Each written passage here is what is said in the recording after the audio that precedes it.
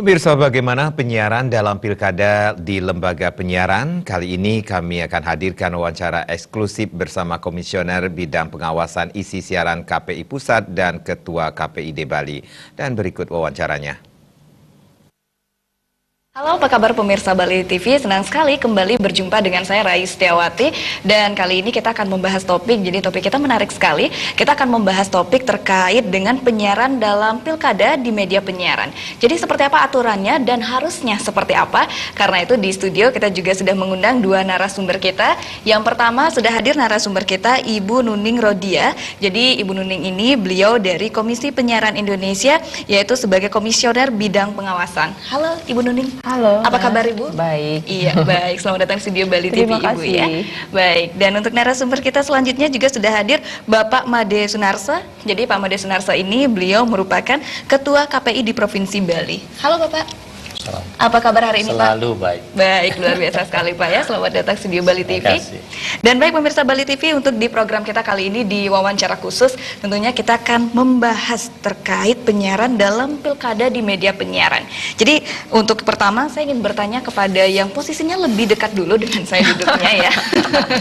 Baik, ladies first dengan Ibu Nuning ya. Ibu, ini kan terkait mengenai tentang pilkada Bali ya Ibu ya. Ini juga sudah memasuki masa kampanye dan paslon sendiri juga gencar sekali memanfaatkan media tentunya untuk penyiaran ataupun untuk mensosialisasikan program-program mereka. Nah, terkait mengenai tentang hal ini Bu, apa sajakah yang tentunya bisa disampaikan kepada pemirsa terkait hal-hal yang wajib dipatuhi sebagai media ketika menyiarkan kampanye ini Bu? Oke, jadi ketika bicara pemilu atau pemilihan kepala daerah tahun 2018 ini, memang se-Indonesia serentak di 171, diantaranya juga Provinsi Bali kan begitu. Ada beberapa hal yang kemudian kita atur di konteks kita sebagai regulator penyiaran yang berkaitan dengan tayangan politik atau tayangan pilkada 2018. Kenapa hal ini kita atur? Agar kemudian beberapa hal yang menjadi evaluasi kita seperti pemilu 2014, pilkada 2017 DKI dan lain sebagainya, itu tidak terulang di semua daerah yang hari ini melakukan atau menyelenggarakan pilkada. Satu misal, ketika bicara bagaimana media memiliki keberpihakan kepada salah satu pasangan calon, sehingga pasangan calon ini di-branding terus-menerus oleh media tanpa kemudian ada unsur keberimbangan dengan memberikan kesempatan yang sama kepada pasangan calon yang lainnya kan begitu. Nah, akhirnya kita mengeluarkan beberapa hal yang ini bersinggungan langsung dengan tahapan-tahapan pilkada. Yang pertama di masa kampanye, secara umum, secara nasional di masa kampanye kita mendorong kepada seluruh lembaga penyiaran baik televisi maupun radio untuk mengedepankan keberimbangan dan proporsionalitas, khususnya dalam program pemberitaan. Kita tahu persis ya, ketika bicara pemberitaan, maka tidak diperkenankan kepada lembaga penyiaran untuk memberitakan hanya salah satu pasangan calon saja. Satu misal Bali TV nih, pasangan calon nomor A saja yang terus kemudian ditayangkan, sementara tayangan yang pasangan yang satunya tidak ditayangkan. Nah, ini yang kemudian harus kita jaga. Itu tidak boleh begitu. Yang kedua, di program siaran yang lainnya, taruh Bali TV punya program variety show, punya program talk show atau apapun, maka tuntutannya adalah ketika memberikan kesempatan kepada pasangan calon yang satu, maka yang satunya harus diberikan kesempatan yang sama. Tidak harus di waktu yang sama, tidak harus di hari yang sama. Boleh besoknya, boleh seminggu lagi, tapi di program dan waktu yang sama. Iya, baik. Sebelum saya lanjut lagi ke Ibu Nuning, saya mau ke Pak Made dulu ya, Pak. Pak, terkait mengenai tentang apa yang disampaikan oleh Bu Nuning tadi, tanggapan Bapak seperti apa, Pak? Baik, saya kira begini. Dalam setiap perhelatan apapun, media penyiaran itu seyogyanya memang berpartisipasi. Jadi kalau misalkan di pilkada itu sebagai media informasi dan pendidikan, maka harus mengambil ranah itu juga. Saya kemarin kebetulan ada acara yang mengatakan pilkada Bali kok ada mayem gitu. Gimana nih? Ada mayem dalam artian seperti apa? Masyarakat itu sepertinya tidak begitu ada partisipasi publik ataupun publikasi kan begitu, dianggap kurang gitu. Nah, saya harus sampaikan di sini, memang ada rambu-rambu yang diatur, itu tujuannya adalah untuk memegang teguh prinsip-prinsip penyiaran yang netral, yang berimbang, kemudian tidak memihak begitu. Tetapi saya harus sampaikan di sini bahwa untuk informasi dan pendidikan sejatinya untuk Pilkada Bali, gitu ya, ranahnya itu sudah dibuka sejatinya. Baik. Jadi dimulai dari Februari masa kampanye sampai tanggal 23 Juni itu sebenarnya sudah dibuka masa agar media berpartisipasi. Hanya saja dalam ketentuan-ketentuan itu kan tidak boleh iklan.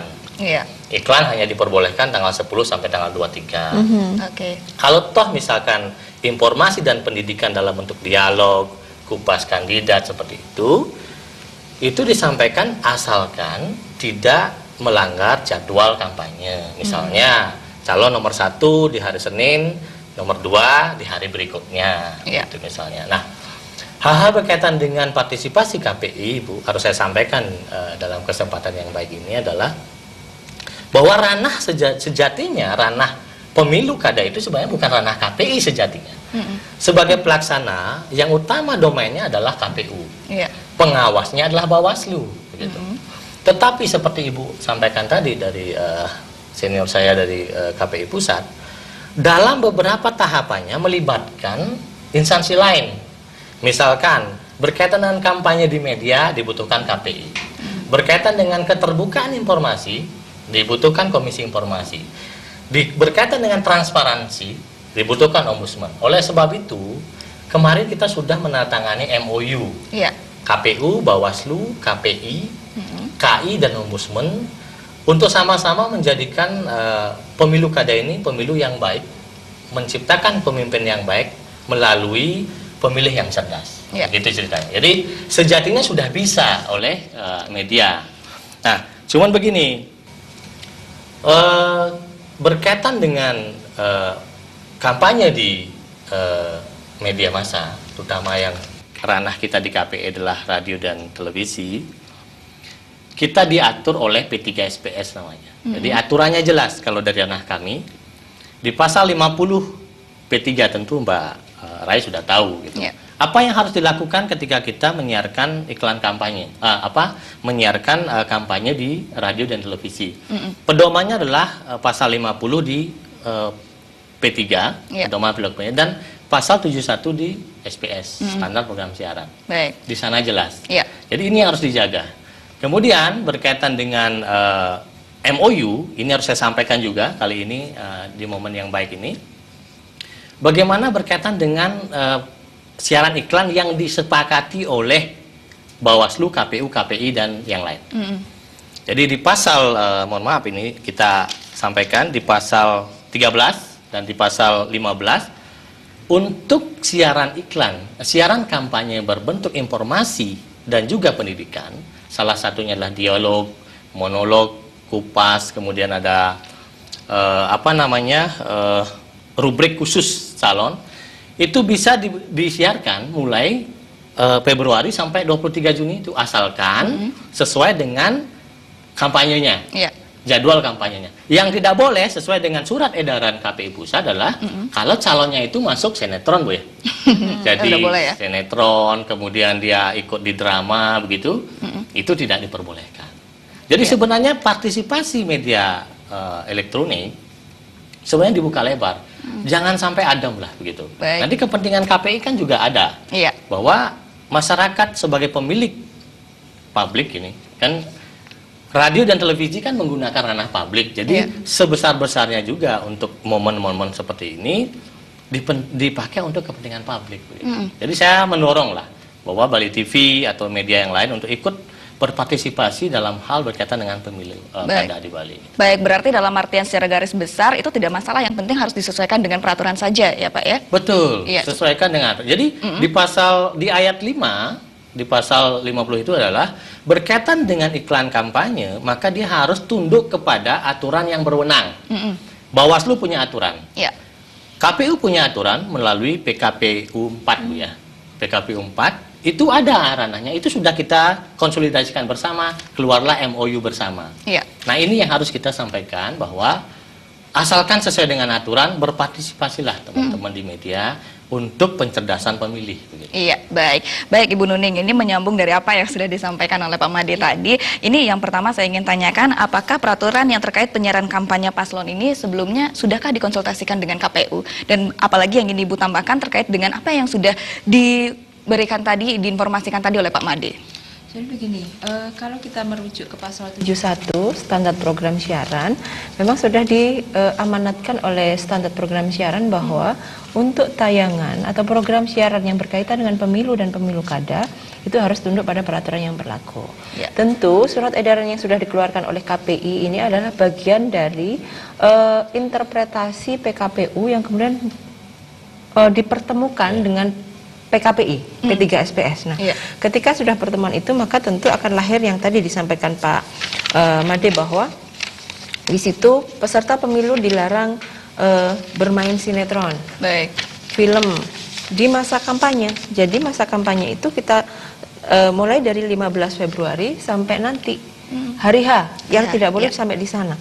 Nah, kenapa kita tidak membolehkan ada sinetron, ada kemudian pembawa acara, pembawa program, bintang tamu program yang kemudian dia terus-menerus disut dalam satu role yang panjang dan lain sebagainya. Kita menghindari ketidakberimbangan. Satu misal begini, Rai ini pemain sinetron, begitu, dan juga peserta pemilu pilkada. Ketika main sinetron di salah satu sinetron, mungkin akan runningnya panjang karena nanti berhimpitan dengan bulan Ramadan, begitu. Ini tidak bisa kemudian dilakukan oleh pasangan yang lain juga bermain sinetron yang sama. Klausul keberimbangannya tidak didapatkan.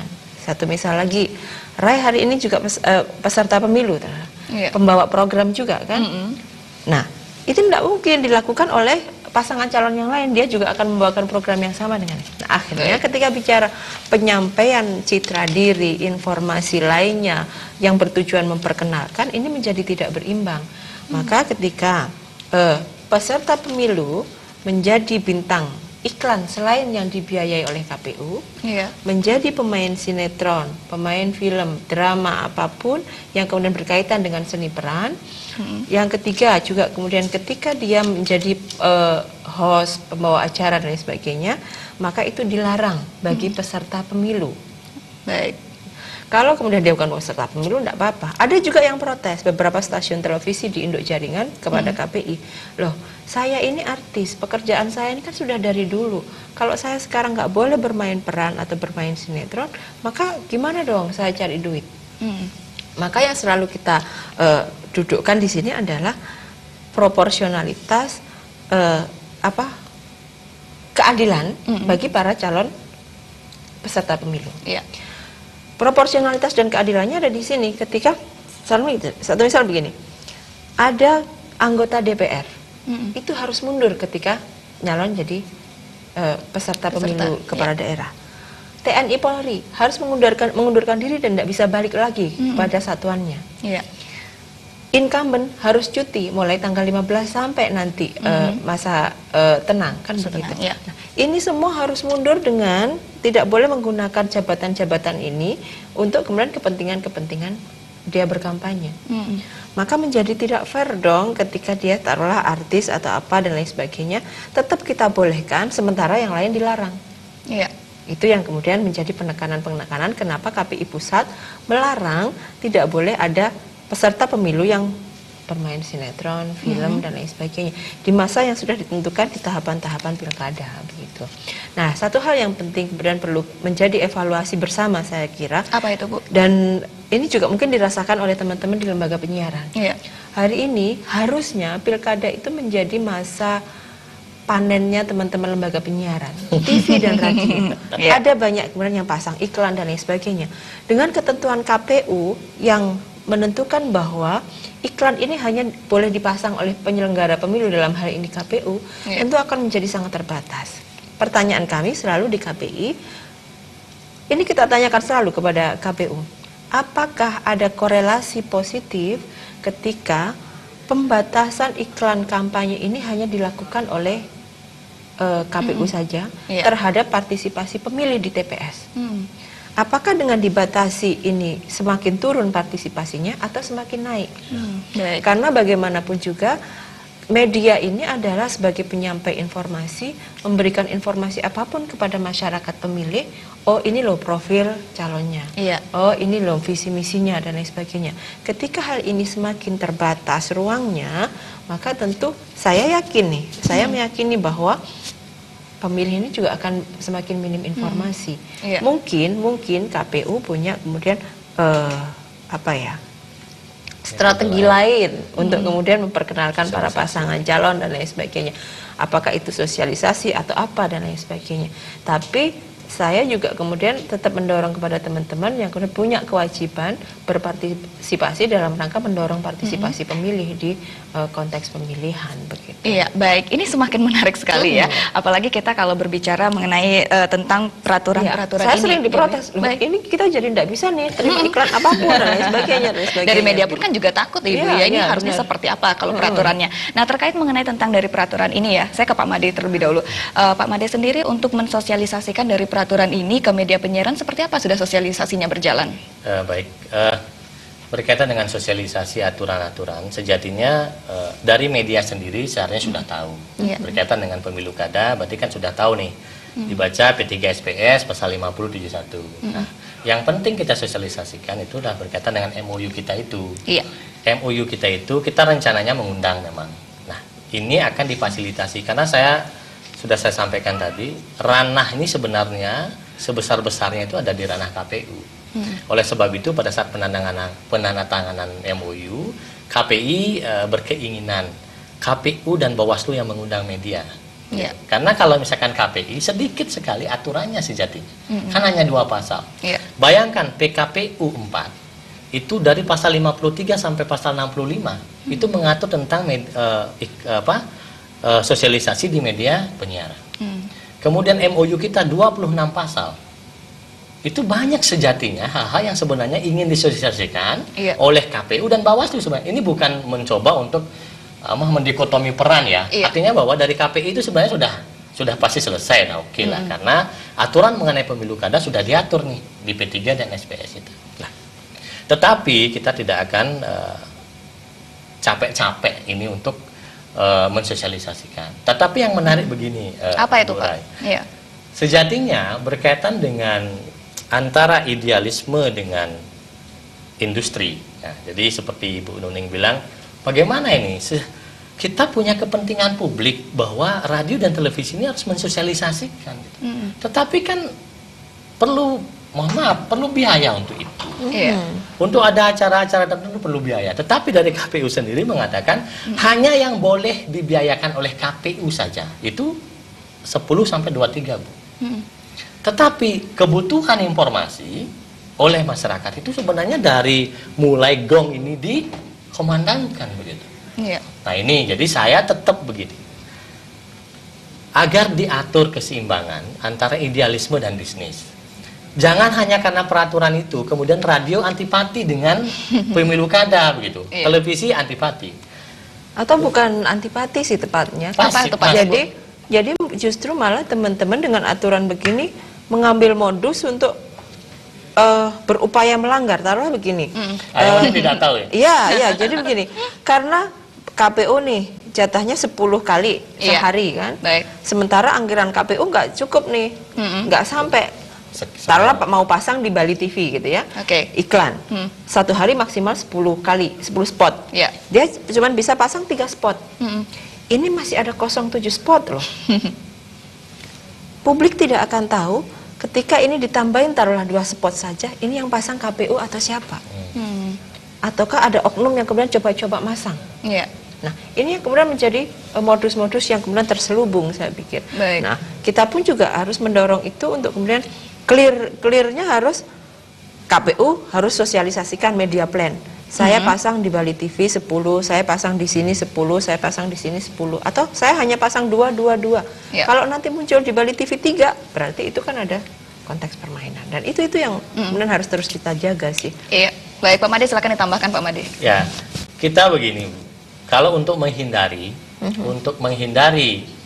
penyelewengan di radio, sejatinya kita punya mekanisme nanti di surat edaran, karena ini masih jauh nih, Iya. tanggal 10 sampai tanggal 23 Juni. Tapi kita udah lancar-lancarkan, KPU itu akan memberikan kita daftar radio atau televisi yang diajak kerjasama. Jadi daftar radio dan televisi ini kita akan sosialisasikan kepada masing-masing radio dan televisi untuk dia memberikan kita jadwal siaran. Iya. Jadi yang 10 spot itu di jam berapa saja gitu. Jadi mereka harus memberikan kita jadwal siaran 10 sampai 23 Juni itu. Hanya itu yang bisa kita lakukan sebab tetapi kalau modus-modus itu memang kita tidak bisa hindari. Tetapi ada hubungannya dengan pengaduan nih. Nah, kan begitu. Bagaimana kalau melanggar nih gitu? Kalau seandainya tiba-tiba ada satu radio yang melebihi, maka di MOU kami dengan Bawaslu KPU, jadi disebutkan pengaduan itu sejatinya diadukan kepada Bawaslu, Bu, bukan KPU. Kalau di Bali nih MOU-nya. Jadi yang melihat pelanggaran terhadap kampanye di media itu diadukan kepada Bawaslu. Bawaslu-nya kemudian meneruskan ke KPI. Oleh KPI kemudian analisis, kalau lembaga penyiarannya yang melanggar, kita akan memberikan konfirmasi atau misalkan kita akan melakukan tahapan-tahapan lah koordinasi dengan lembaga penyiaran, apakah itu peringatan atau teguran. Bagi calonnya akan dikembalikan ke Bawaslu gitu. Jadi sejatinya untuk di Bali ini beberapa pelanggaran itu justru aduannya ke Bawaslu. Tetapi tidak juga menutup kemungkinan silakan mengadu ke KPI. KPI lah yang kemudian meneruskan ke Bawaslu. Di Bawaslu lah kemudian dikoordinasikan untuk menentukan siapa yang melanggar, apanya yang melanggar. Gitu.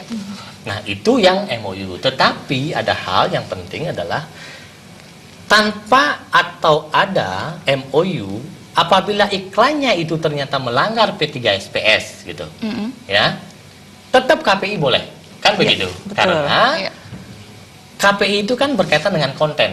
Oh, ini udah disepakati nih di KPU udah, calon sudah, tetapi kontennya tidak melanggar peraturan pedoman perilaku penyiaran SPSS, standar program siaran itu, maka kita tetap tidak memperbolehkan itu tayang. Oleh sebab itu dari sekarang kita sudah berkoordinasi konten iklan, jadwal, radio dan televisi mana itu sudah harus kita koordinasikan lebih awal. Baik, terima kasih Pak Made untuk ulasannya. Nah dari Ibu Nuning sendiri ada hal yang ingin saya tanyakan terkait mengenai tentang peraturan ini. Adakah tidak perbedaan antara peraturan untuk media lokal dengan media nasional ini, Bu?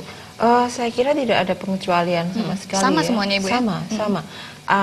Pun nanti di lokal terjadi sama dengan apa yang ada di nasional, dan ini berlaku se-Indonesia ya, aturan ini, surat edaran ini, dan teman-teman KPID tentu punya kewenangan untuk kemudian dalam tanda kutip berimprovisasi, tentunya disesuaikan dengan konten lokalnya masing-masing, di kondisi lokalnya masing-masing.